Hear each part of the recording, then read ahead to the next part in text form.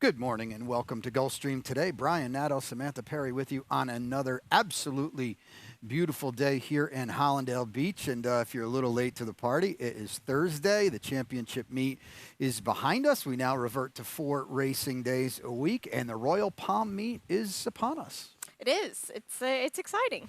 Yeah, absolutely. And firm turf course, as you could see in your picture. Fast main track, the Tapeta as well. And if you saw the end clip of the intro there, and a good job by everybody, that was Forte getting his riches in the Florida Derby. Yeah, it's been fun to watch him all meet Yeah. and exciting to see how he draws out in the Kentucky Derby Yeah. and just fun. It's good for the sport. It's cool hearing people chant his name after he Yes. won the race and. Very boisterous crowd here on Saturday, and work still to be done around the country, including the Run Happy Santa Anita Derby at our sister track on Saturday. But Forte right now goes to Kentucky as what we know will be a 20-horse field. I would think a pretty stiff, deserving favorite. Yeah, I think so too. Yeah, without a doubt. So, early pick 5 kicking off in the opener. Well, we'll start anew in the Rainbow Six. We paid it off on Sunday, and boy, did they send it in well over $6 million in that pool, about $8,000 in change if you were fortunate enough to get a piece of it. But we will start anew today on the 8-race card. Ron Nicoletti will be with us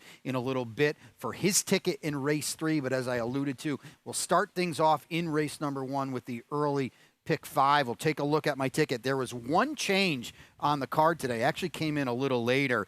When we got here, there were no changes, but here's the $45 ticket. Thank you, Robles and Bob, for putting it together. We'll get to the opener. I got a single in race number 2, my best bet of the day. Twirling Grace, maybe an aggressive single, 4-1 on the morning line. 5 deep in race 3 to number 6, Island Magic. 3x2 late double to get out of the sequence. We got a replay of Mr. Rhodium coming up, and then 36. Great Costas is my long shot. I'm not sure what kind of price we'll get. I struggled to go 2 outside the box today, Samantha, on a $45 ticket. We'll be on a firm turf course, though, in the opener. 7.5 furlongs, maiden fillies, 3-year-olds, maiden claimers here. The tag is a quarter. You land on number 4, Run for Cover off the claim for James Sabelli. Yeah, and we've seen her do this move a few times over the championship meet, and she's done pretty well with it. And this is a horse that ran really nicely behind Calling All Angels last out. That was a Mark Casse trainee, so they had 2 in that race and ran 1-2. And Lionel Reyes steps aboard here. You probably won't get very good value on this horse, but I think this is a deserving favorite in the spot. You know, we could intro it right now as we switch over to the Royal Palm meet and some of the bigger, you know, the IRADs are gone. But now I think the Lionel Reyes, Miguel Vasquez, those kind of guys, they're really going to move forward now. And it's probably worth taking a look at the standings from last year, the standings over the summer, and kind of see who's who. And you're going to see a lot of names now come to the top. Lionel quietly had a very, very good championship meet, booting home several long shots. I go to the 5, Harlan's Legacy here, got to the turf. I was shocked to see this horse at 4-1 on the morning line. This horse has been facing starter optional claimers as a maiden of late. Yeah, and like you said, it's been really deep competition for this filly, and now she gets in for the $25,000 level. I kind of wondered if that was a red flag, though. Yeah, it's possible. I mean, Victor Barboza is another one. The trainers, like the jockeys now, Victor Barboza, a lot of these guys kind of lay a little bit lower in the championship meet. I mean, not like she made a real dent last time, but in against winners. Lasix last time. Now we're going to run, I think, at the proper level with Lasix on the turf here, and I would expect her to be tough in here. And then certainly down inside, Witching Hour on the maiden special weight dropper, Kelsey Danner, should be a little bit of a price for you. Yeah, and getting onto the grass for the first time here. She's worked a few times on the Palm Meadows turf course there where Kelsey Danner keeps her string. You know, I think that this is a filly that she can improve with blinkers on, and Kelsey Danner, she really had a standout championship meet as well. Yeah, exactly. We're a big fan of the job Kelsey does, and she was winning several races in and amongst the heavyweights in there. Early pick 4 time in the second. We'll get on a fast main track for the first time here. 7 furlongs. 3-year-old fillies are 4 and up, and take note of that. There are no 3-year-old fillies, but we're starting to integrate them into these races. And Samantha, early pick 4 duty. Yeah, and this is one that I feel like you could have gone a few different ways. I went a very cheap way here. The 4 is my single here in this spot. We'll get to that in just a moment. In race number 3, the number 5 is my top pick. That is Sequin Lady for the Kelsey Danner barn. And race number 4, the 7. I really do like Grimes, my best bet of the day. Don't know what we're going to get coming from Turfway Park to here in kind of a short time, but I trust the connections. And in race number 5, this is a race you could have gone so many different ways, but I think that the 6 Chief Rocca is probably the obvious choice, but I just not sure how much I trust this horse. And I do like Great Costas as well, just kind of was off a bit poorly last time. $4.50. Punch it a couple times here. I think you might hit something. Yeah, I like, we talk about this a lot. I like those kind of tickets. You know, you play it for 8 or 12 or $4.50. It allows you to punch it a few times. Right. You can also get creative maybe and play a bigger ticket, and then you've got your base A ticket. Exactly. So I really like the way to go there. Before we get into this race, we'll welcome back Elsa Morrison, the 7-pound apprentice. She's been out since October, had a knee injury. She was doing some good work here last year before she went to the sideline. She's got 32 lifetime wins. 24 of them are with here at Gulfstream Park, was riding in the mornings for Safi Joseph Jr. and Rohan Crichton. So she's going to get on one today. That is the 5 extra Indy. So good to see her back here. But we'll throw it to you first here with number 4, Alice Harper, your single. Yeah, Claudio Gonzalez has just been... There's really not much he does wrong as far as when he takes horses and brings them back. Now, that was a really nice effort last time that she did try this non-winners of 2 lifetime. She gets back in on the same level. This is the second start in Claudio's barn, maybe just kind of getting her a bit more time to get accustomed to his training program. This is a race, too, that there's not much in here. No, I agree with that. And this is about the time of year last year when after Claudio got acclimated here to Gulfstream Park, he really went on a tear. Wouldn't shock me if he does so again. Wouldn't shock me if Ronaldo Richards goes on a little bit of a tear, too. My best bet of the day is the 3 Twirling Grace. She's held her own against better. I know she's 1 for 16, but she's with some friends today, and she has not run at this level for Ronaldo, I mean, since the reclaim, I will say, and she's been coming out of 2 much tougher races. Yeah, and this is a level that when you look back at her form, she won at this level, so she's back in it again. And like you said, she held her own against that tougher competition at the beginning of the championship meet. So we'll see what we get from her today. I kind of wonder about the layoff and coming back straight to that 7 furlongs. That can be a taxing distance on a horse, but I like the way you're thinking. Yeah, and we're not going to get 4 to 1. She's going to be bet really hard, and she'll be lucky to be half that price. But you mentioned the 7 furlongs. It's a tricky distance, and she's got a couple seconds. We'll talk about the 1 Tis Business because she ran with Alice Harper last time. I worry about these 2 getting the 7 furlongs, especially her down inside. Yeah, exactly, and they could possibly burn each other up front. Like you talk about the 7 furlongs, it's such a hard distance in the fact of you don't really get a breather sometimes. You got to take a good position, and sometimes you have to use yourself way too early, and you don't have enough in the tank left. It's a very tricky distance. I think 7 furlongs is harder to run than a mile and a 16th. No, I could agree totally. It's really, you're kind of all out for every bit of it. We've got to mention Edgar Baia off the claim here on the 1 Tis Business. That is a big angle. We saw it play out throughout the championship meet, and now with some of the bigger guns, you know, still here, but they're not dotting the entries as much. I think you really better take notice of this barn too. So 8 races today. That'll bring us to a break. When we come back, Rainbow 6 time. We start anew, and Ronnie's got a ticket. Stay tuned. And they're off.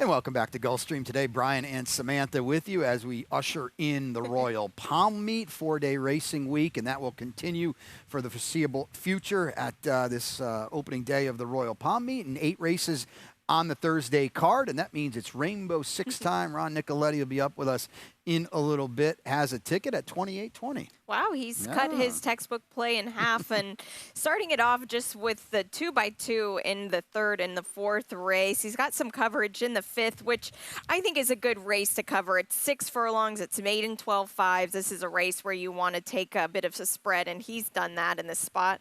Race 6, he's got some coverage as well with the 5.5 furlongs. Race 7 must be his best bet, and that is the 7 Broadway Force. Jimmy Jerkins, the trainer. This was a filly that hung pretty tough in that optional claiming event last time. And in the finale here, it's $35,000 maidens on the grass. A little bit of coverage as well. He's got my top pick, Rough and Rowdy, but he also has Ensign, Skip, and Mexicoffee. So 28.20, cut in half from his playbook, textbook play, but it's a good ticket here. No, I like it. And, I kind of hinted at it earlier. I didn't see a lot of outside the box stuff on this card. I had a 6-1 long shot today, so we'll see what we get. But again, jump right in because we start anew, and those are the days that we've talked about. Oh, yeah. You get a price or two, you can sweep this thing. Exactly. I think some people just kind of forget about it a little bit, and it's a good opportunity to make a little bit of extra money. Well, I'll tell you what, at least in my early pick 5, I went 5 deep here. This is a tough race, and you've got a horse that I don't have. I have last on my 5 deep. Sequin Lady, it's that kind of race. I mean, favored on the line, but, she is stepping up today. Yeah, she is. And again, this is Kelsey Danner here. She did really incredible work during the championship meet. Expected to kind of hold over into this meet as well. Gets the flat 5 furlong race. And they've tried a couple different things with this filly here on the grass. It was just way too tough for her for that 20 level. She's back in for the 10. She won very nicely on the Tapeta last time. And this is a meet, Brian, that you're going to have to help me with this. Horses that won on the Tapeta coming back and see if they win again. I want to create my own statistics for this. Yep. So I'm kind of going against what I have to say about this, but I think this is a filly that she kind of has got the back class for this. Yeah, and it's pretty clear now that she wants to sprint on the Tapeta. You can see the turf, the routes, and they were, she was in against tougher too, but that's not her jam. So it's a nice post for her. I wasn't going to leave her out. If you're just kind of joining us too, you want to be close sprinting on the Tapeta. You're not going to loop fields. I'm hoping Island Magic is going to be close enough. She's got it in the past here. Admittedly, this is a horse I chase. I made her my best bet 2 starts back. They didn't bet her at all. Last time she woke up, it's Ronaldo Richards again. And I'm just kind of thinking this barn's going to get rolling. Yeah, it really should. And I just don't know what to do with her with this 5 furlong sprinting. That half a furlong can make a big difference, and she's done that well. But if you go back to her last win, it was a runaway winner at 5 furlongs flat. So maybe this is just what she needed to kind of get her to wake up. Yeah, and Miguel Vasquez is here, and he's got tactical speed at his disposal. You pulled up a stat for the 4. She's classy. I did put in second Danny Hertak off the claim. Yeah, this is an interesting one here. This is first off the claim on the Tapeta. Now, this is not a very big sample, but 2 for 11. That's not too bad here at Gulfstream Park. Just the past year, 18% in the win percentage. Danny Hertak had a very good championship meet as well, and this is a mare that she's won 3 races on this Tapeta track. Yeah, and you said it perfectly. Danny and Donna Green, they had a really strong championship meet. That's not typically a barn that you're going to think, knocking heads, but they were very, very strong, and I expect it to continue at the Royal Palmy. You've got Island Magic, and we've both got the 3 6 feet apart. It's a spread kind of race, at least for me. You went 3 deep, I think, in your pick 4 as well, right? Yeah. So race number 4, we'll get to the turf here. We'll get back to the turf. Sprinting the 5 furlongs, $50,000 maiden optional claimer. These are 3-year-olds, and the Florida bred do not have to be in for a tag. One of your 2 singles, correct? Yes, this is Grimes here, my early pick, or late pick 5. Pardon me. Yeah. We're going to just go down with the single in this spot, rip off the Band-Aid quick in race 5. The number 6 is my top pick. That's Chief Rocca. In race number 6, it's 5.5 furlongs on the Tapeta. The 3 in Quieta, I believe, is how you pronounce that for the Fausto Gutierrez barn. I'll have to phone a friend maybe about that. I see you looking at. Race number 7. The 3 is my top pick. That's Rosie's Halo for the Safi Joseph barn. That's a very tough race. And in race 8, the finale, the 2 Rough and Rowdy is my top pick, but I do really like Gentleman Jerry and Rio Moon for Dale Romans. 40-50 is the play here. And to be honest, when I first did this ticket, Brian, I was going to use a lot more in this 4th race, but I think I just had to just pick one and die by it. Yeah, the beauty of the 8-race card, we've got those horizontals, right? 2, 3, 4, and 5. And so talk about Grimes. I mean, you mentioned it. Boy, this didn't run that long ago at Turfway Park. Yeah, and sometimes that can be tough because think about the weather difference from Turfway Park to here. It's much colder there than it is here, and thank goodness we've got the sunshine. I would not last at Turfway Park, and maybe this is a colt that will enjoy the sunshine. He's had some nice Tapeta works here. He's pretty snappy, and they've tried a couple different things with him after claiming him for $50,000 from the Steve Asmussen barn here. But these are just connections that you don't want to ignore anywhere, especially in these 5-furlong sprint races or anything that has to do with running on the grass. And I like the 7 post position for him. Yeah, and Turfway just closed the other day. Right. So, I mean, it's not like this horse was, hanging out there. Mike sees a spot. He's going to bring the horse down, and here we go. And, the factors by Warfront. So, there's a lot of turf in the pedigree. I agree with the post, and this horse was flashing hot speed at Turfway, running a lot longer, too. So we'll see what we get today. First replay, let's bring it up, guys. Mr. Rhodium had a real trip last time. Now we've got to prove it on turf. His Tapeta run 2 back was pretty good. Here he is, the 11 horse. He's trying to sift through, entering the far turn. You're going to see him check out of it here. And Ronnie and I, this is a $50,000 claimer. He doesn't have the gears of stakes horses right up coming here now as he's moving. And he's got some run, and that's kind of it. That's game over right there. But he ran on a little bit late. He was 5th. He was only beaten 4.5 lengths. He's still behind a wall here. And, all things considered, Samantha, I thought it was a pretty decent effort. He's got the Tapeta race. It doesn't mean he's going to handle the turf, but Eddie Plesa Jr. was really ticking upwards at the end of the championship meet. He's just coasting to the line here. I'm expecting better today. Yeah, and I like that you bring up that replay because aside from just the fact that he was steadied around a bit too, I watch his knee action, and that just screams turf for him. So when they pick their knees up so high, to their chest, that's totally turf. So this horse could explode today on the grass. Yeah, well, I just want to clear run, and we'll go from there. Right. Anything on the 3, the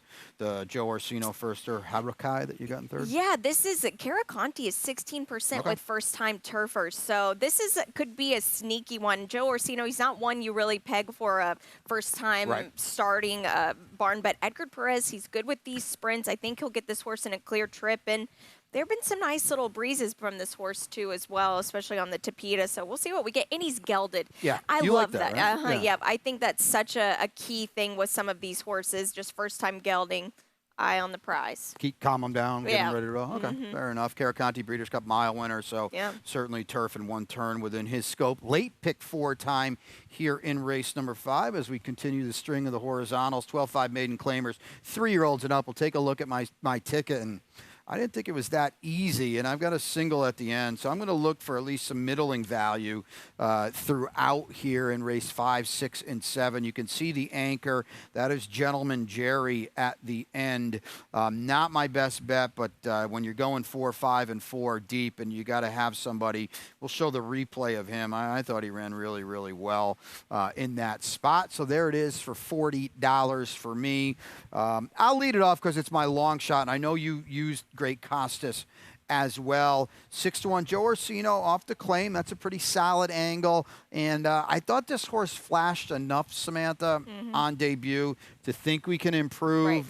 Who are we supposed to be scared of in here too, right? Yeah, there's really not much at all. And I liked this horse a little bit on debut, and he got bet as well. And he was gelded prior to that last out too. I know on the thoroughgraphs it said he's just now gelded, but it was a late change coming into that last race. He didn't break too sharply last time, but sometimes those horses just need an out to kind of get their feet up under them, quite literally, in the starting gate. I think they thought enough of him to claim him for 12-5, and it's not like they're getting greedy. They're putting him right back in for the 12-5. Miguel Vasquez gets aboard as well. I think that's a big positive. And we talked about it earlier. To go 7 furlongs on debut is not easy for young not horse. at all. Yep, not at all. So number 6, Chief Rocca, you picked him on top, but You kind of hinted that you're a little Don't little trust. worried. Yeah, this is the speed of the race here, cutting back to the 6 furlongs where he's had his chance at that as well. But second time going for this 12.5 level. What are you going to get with this horse? Bob Hess, he's really kind of made an impression on me with his sprinters lately. He's kind of fired pretty hard with these sprinters. What are we going to get today? I'm not sure, but I wouldn't trust him as a single at all. No, and you know what worries me too, and you certainly have to use him, but he dropped last time, and you kind of would have thought that would have been the breakthrough. He didn't really do much, anything different, really. Number 9 to the outside, Extraction Will, he's had his chances. He has, but you go back to that race 2 starts back, and it actually wasn't too bad of a number here.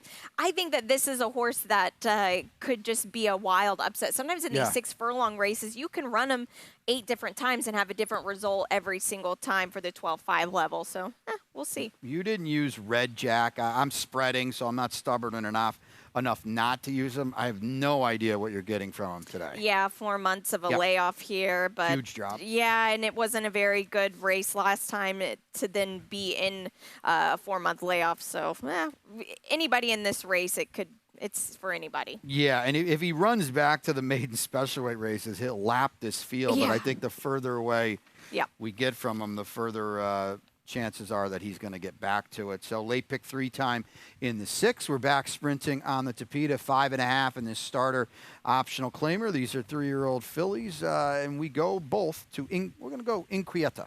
Say it like you. Inquieta, there we go. We'll ask Ronnie about that. He likes these kind of, and this is your top pick in my long shot. That's interesting. Okay. Yeah. So Fausto Gutierrez, this is a horse that just didn't break that well last time, and I should say lost all chance. And that well is kind of putting it lightly. The horse's head was just completely turned at the start and didn't have a chance here. But this is a filly that I think can improve. You know, this is a race where a lot of these horses have been running for this just straight $16,000 level, and I'm not afraid of anybody in here. No, and 3 of them are running against winners for the first time. The 1, 6, and 7. So, you know, they've got to answer the bell in here, too. Fausto Gutierrez, a little cool at the championship meet. This is a barn that was in the 20s percentage-wise last summer. So I think another one now that might start getting going here. Omo 10 Girl just I don't necessarily know where it came from. Maybe it was, I guess it was the Tapeta. She blew the doors off a field last time. Yeah, she did. And we'll have to, this will be an interesting race. This will be a good one to kind of keep up with the statistics of winning back-to-back. I'm shocked you don't have Bullock. That was a great pick by you last time. I got him picked on top, 4th. Yeah, I've got her 4th. She didn't win last time. I know, but it was still good. It was Brian's long shot pick or was it your top pick or long top. Shot? I think it was all of it. It was, it's a sensitive subject for Brian. The horse was disqualified and placed 2nd, but it was still a really nice pick and nice run by this horse. Yeah, rightfully so. I guess she should have come down. She did. She ran a winning race, that's for sure. And technically, she's got 2 wins, which I think is pretty significant against this group. So. Yeah, it is. All right, late double time here in race 7. It is the feature, this optional claimer. 7 furlongs, the theme of the day here on the main track. Fillies and mares, 3-year-olds and up, and the voices are not in our head, actually. They're outside the booth out there. You go to number 3, Rosie's Halo. Yeah, Rosie's Halo. She ran so impressively last out against a pretty nice field. Now, You Look Cold was a bit disappointing this past weekend. Yes. Yep, I know you really liked that one. You know, this is a filly I'm willing to give another chance. I like that there's not kind of a big layoff this time with her. She's one that she really runs her eyeballs out when she runs. And Savvy Joseph, this is kind of his play here. Yeah, and you know, You Look Cold caught Spirit Wind, who's a freak, and Ralph next to that's true. Well done, Ralph, to get her back ready to roll. So it's not like she ran that poorly. I admittedly, though, expected more from her. Number 5, Peachy Weechy on top for me. She's got the huge figure last time. Oh, yeah. I don't know if we're going to back it up, but it certainly plays. She's got 4 wins, too. I think that's a big deal. It is, yep. She's 4 years old, and she's really done well for herself. If not winning, she's hitting the board, and this is one that, you know, is she going to bounce from that last one? I'm not sure. I like the 7 furlongs for her, though. I couldn't make the 6, but I do want to show you the start of her race last time. She ends up running 3rd in here, and you know, thanks, Bob. She's the 3, and watch this tangle at the start, and I thought this, all things considered, and she's running on her knees there for a couple strides. For her to do this, and she makes a serious move here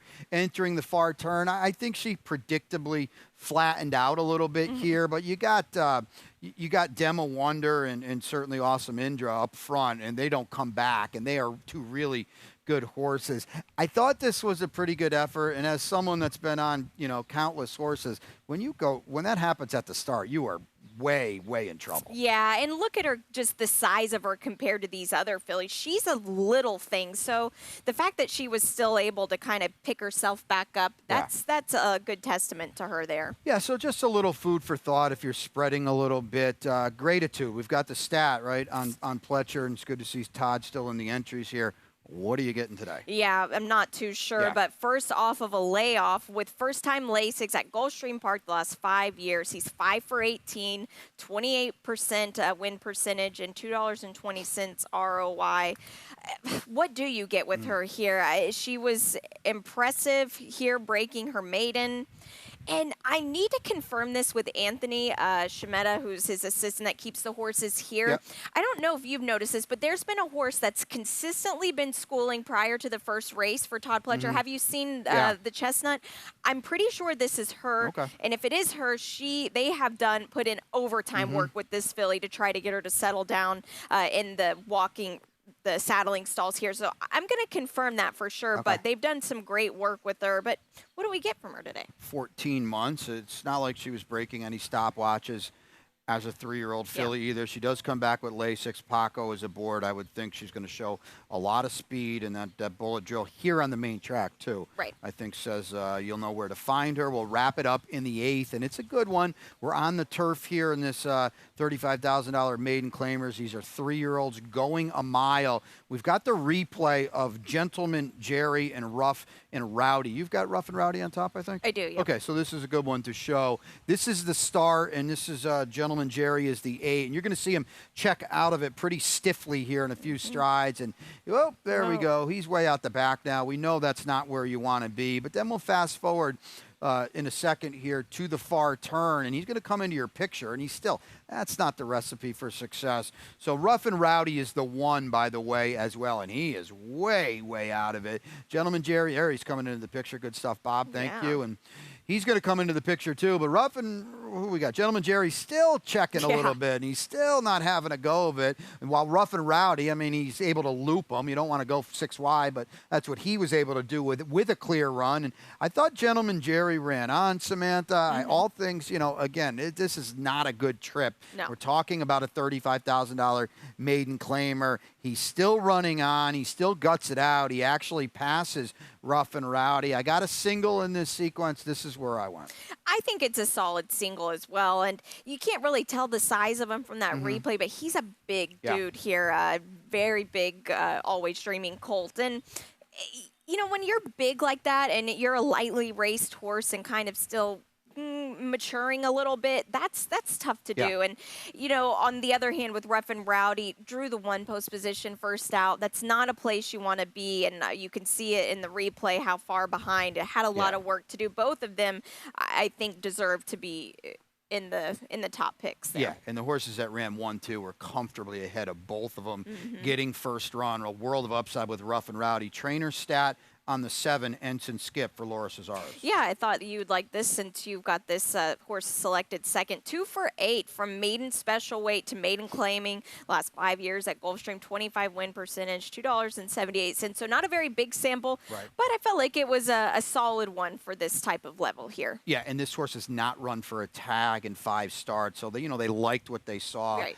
Now we dip in. It's not like they're giving him away either for 35. So there's your 8-pack on a Thursday to kick off the Royal Palm meet. But before we leave you, it's lightning round time and some looking back and looking ahead as we always do. And final standings for the championship meet. And boy, here's the final total for IRAD in an absolute tour de force. Yeah, that was such an impressive meet. And I know there were some other jockeys that were gone and this and that, but still, it was a clinic he put on. Yeah, he won by 59. That's 57, excuse me. That is remarkable. It was a lot closer on the trainer's side, but let me coming up here, Safi Joseph Jr. defends his title. Yeah, and that was great to see the winner's Yep. circle with his son dressed as a jockey, and Todd Pletcher he did well. Mike Maker did as well, and Chad Brown was able to sneak into the top 5. Todd Pletcher ends it with a bang, with Forte, of course, winning the Curlin Florida Derby. And as we've mentioned several times already, it is Royal Palm meet time, and we're going to run this through August. 4 days, weekly live racing. We'll be with you at 12:40 every day, Thursday through Sunday. So we'll go over now your best bet of the day. Grimes for Mike Maker. Oh wait, no, it's not. Oh, Alice Harper. My bad. They were 2 singles for me, and I couldn't remember which one. So Alice Harper, Claudio Gonzalez. Dueling best bets, because I've got Twirling Grace in that, race for 4-1. I don't think I have 4-1, but we'll see by post time in your long shot. It is Inequita for, I forget who for. There we go, in race 6. Yep, Fausto Gutierrez. And I've got Great Costas off the claim for Joe Orsino in race number 5. Santa Anita, our friends, they've got the Run Happy Santa Anita Derby on Saturday, but they've also got the Hollywood Meet, which starts, I believe, April 21st. There we go. They're going to take a 9-day break after Derby weekend this week, and then they've run April 21st to June 18th. I looked at kind of their promos. They've got Mother's Day, they've got Father's Day, and they've got all 3 Triple Crown races as well. Yeah, it'll be very exciting for them. And like you mentioned, the Santa Anita Derby, I'm sure we'll have that in a lightning round before Saturday we can touch on. But a big day for them on Saturday. Yeah, they got a good field as well. 9 of them entered for that on their signature day out there. And last but certainly not least, we've mentioned it, we've saw it, and we'll show it to you again. Forte, a determined winner of the Curlin Florida Derby. I'll ask you, a handicapper and a horsewoman and a bettor, what do you think going forward? Because I thought Mage ran absolutely huge. Yeah, Mage did. And, I know Gustavo Delgado Jr. was talking about the starting gate issues with Mage. They've got to get that figured out. And I know that they're not in a rush to get to the Derby. It'll be interesting kind of to see what their plan is. And we'll have to make a point to go stop by the Delgado barn and see how Mage is doing. But, yeah, what an incredible race just in general. And Forte will be an early favorite leading up to this Derby, but with these Derby preps coming into play now this weekend, and we've got the Lexington next week, I believe, it'll be interesting to see how everybody stacks up. Yeah, I will say this, whatever you want to say about Forte, he did not have to win on Saturday. No. And not only did he do it, he did it pretty comfortably when all was said and done. Yeah, he did, and I was lucky to be able to see him Sunday morning after the win. He spent the night here at Gulfstream Park, shipped to Palm Beach Downs in the morning. Just cool as a cucumber here. He's just a very neat horse, and he just doesn't do more than he has to, Brian. I think that's well said. Just great connections through and through. We're very, very appreciative of the win and the success. So that's it for us. We'll send it upstairs to Pete. Happy Royal Palm Day. 8 races. He's gonna have to do a lot today. 1 scratch and 1 change coming upstairs to Pete IL. Happy to have you aboard.